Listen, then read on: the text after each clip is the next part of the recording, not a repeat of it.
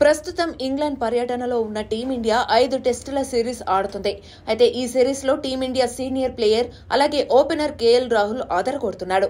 ముఖ్యంగా క్లిష్ట సమయాల్లో కూడా జట్టును ఆదుకుంటున్నాడు. మొత్తంగా విరాట్ కోహ్లీ లేని లోటును భర్తీ చేస్తూ కెప్టెన్ గిల్ కు అండగా నిలుస్తున్నాడు.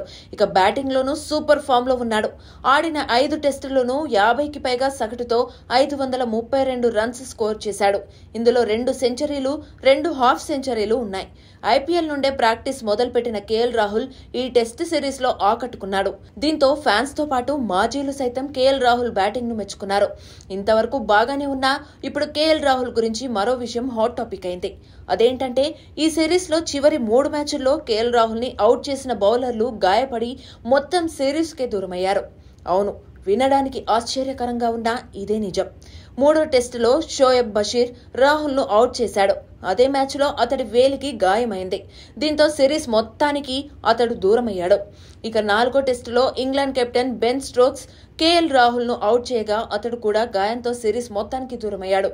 ఇప్పుడు ఓవల్ వేదికగా జరుగుతున్న 5వ టెస్ట్ తొలి ఇన్నింగ్స్ లో క్రిస్ వోక్స్ కేఎల్ రాహుల్ ను క్లీన్ బౌల్డ్ చేశాడు. ఆ తర్వాత క్రిస్ వోక్స్ ఫీల్డింగ్ చేస్తూ గాయపడి ఈ సిరీస్ మొత్తానికి దూరమయ్యాడు. ఇలా ఈ 3 ప్లేయర్లు కేఎల్ రాహుల్ ను అవుట్ చేసి సిరీస్ కు దూరమయ్యారు. ప్రస్తుతం ఈ న్యూస్ సోషల్ మీడియాలో బాగా వైరల్ అవుతుంది.